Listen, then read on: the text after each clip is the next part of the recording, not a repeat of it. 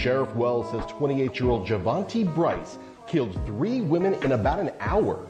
Detectives are still talking to the witness who was traveling with Bryce at the time. The sheriff says the first victim was his mother, who was staying at a Motel 6 in Bradenton. Bryce then traveled to Palmetto and shot his cousin as she was leaving a cookout. Finally, the sheriff says Bryce went back to Bradenton and shot the new partner of his ex-girlfriend. Detectives say Bryce then began driving to Georgia to murder an ex-girlfriend who lives there when he was killed after getting into a shootout with Hamilton County deputies. To kill his loved ones. I don't know how she was able to talk him down. She seems to be the only one at this point that was able to do that. Sheriff Wells says Bryce has 12 kids and appeared to be targeting his ex-girlfriends. He says Bryce was talked out of killing one of his ex-girlfriends before the killing spree began. Show your face! Show your face, please! With sugar on top!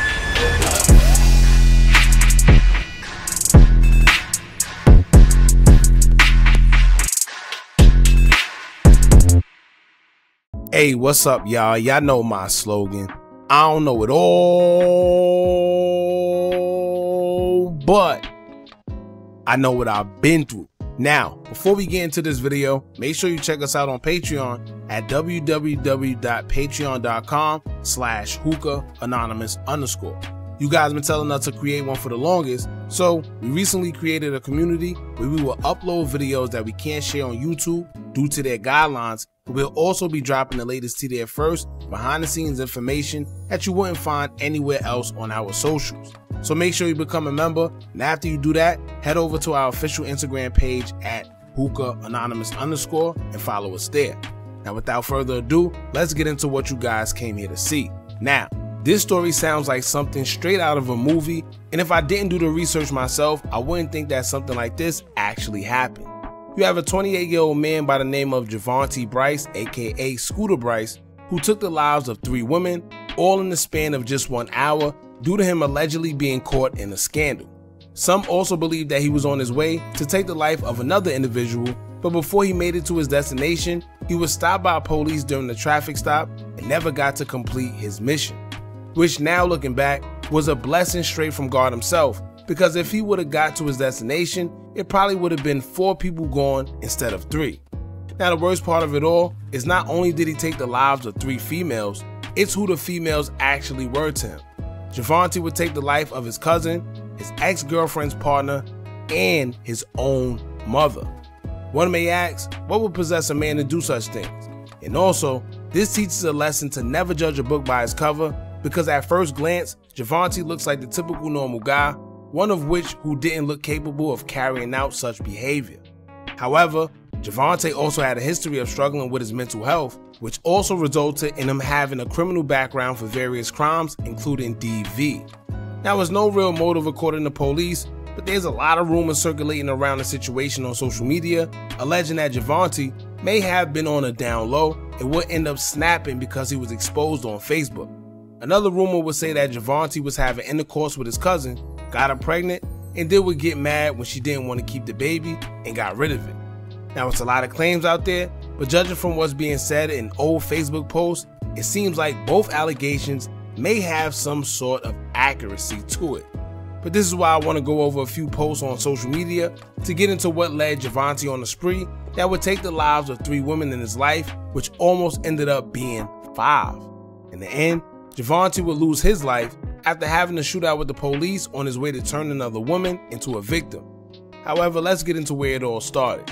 Javonte, aka Scooter, would take to his Facebook before everything transpired, and he would say, quote, "The only relationship I know I'll never lose is with the Lord."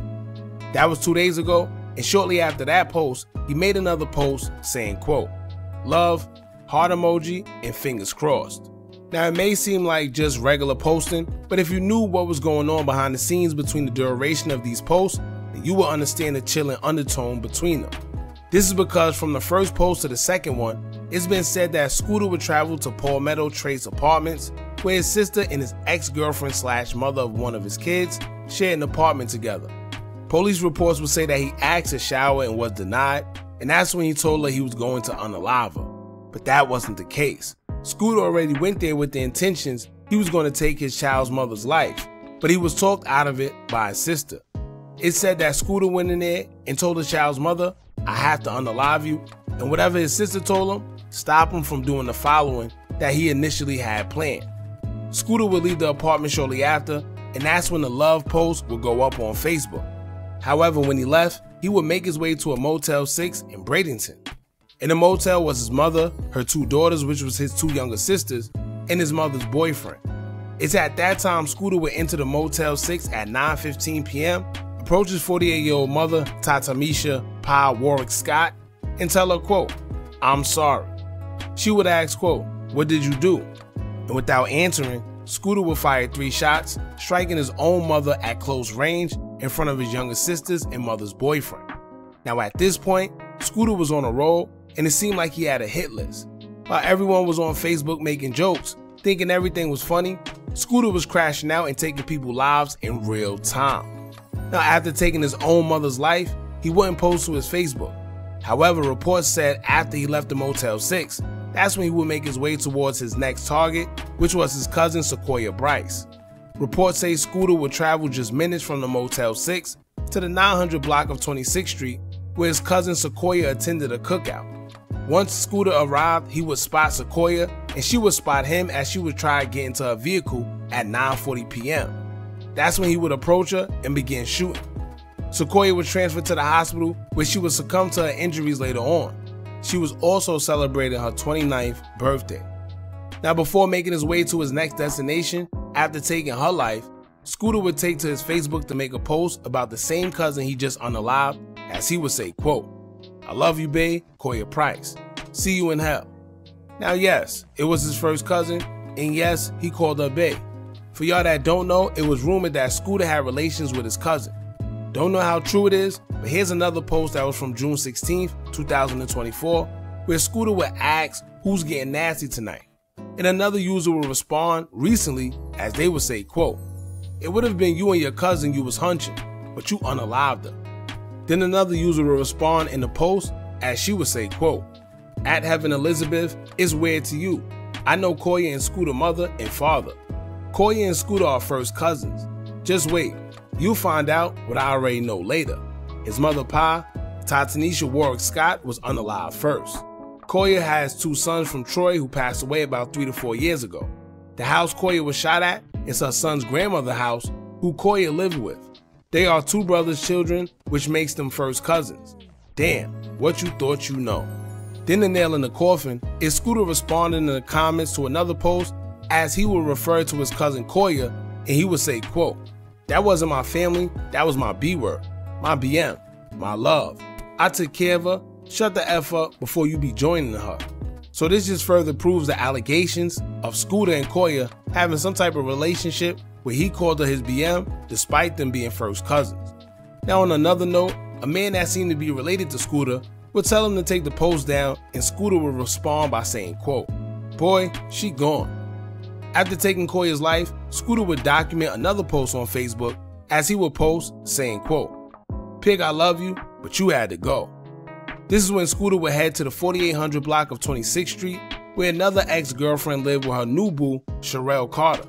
Reports says he was able to gain access to Sherelle, and that's when he would shoot and unalive her also. This transpired at 10:04. Now after all this transpired, Scooter would post to his Facebook once again, as he would say, quote, "Baby, I love you too, Kayla D. Blackman." Then in the next post, he would say, quote, "Since I can't catch you, I'ma catch your brother. N-word, you got me effed up." Now at this point, officers believe that's when Scooter was on his way to Georgia. The Kayla D. Blackman he referred to in the post is his wife who lived in Georgia. That's where he was on his way to, and at that point, people began realizing what was really going on was real, and people was actually losing their lives. So police was contacted, and they were made aware that Scooter was on a spree, and the sheriff's office was alerted and issued a statewide be on the lookout bulletin for Scooter's car. And it worked, because he was tracked down in Hamilton County near the state line between Georgia and Florida. Scooter was stopped and immediately got out his car and opened fire on police. They returned fire, and in the midst, Scooter would be shot and unalived. Now, as unfortunate as it is, this occurrence may have saved his wife's Kayla life because it seems like she was on the way to being his fourth victim. There was another female in the car with him as he was traveling to Georgia as they expect, but it's no telling what role she played in everything, and she wasn't apprehended or arrested. Now, although many reports tried to blame mental illness, I personally believe it was due to Scooter being outed on social media.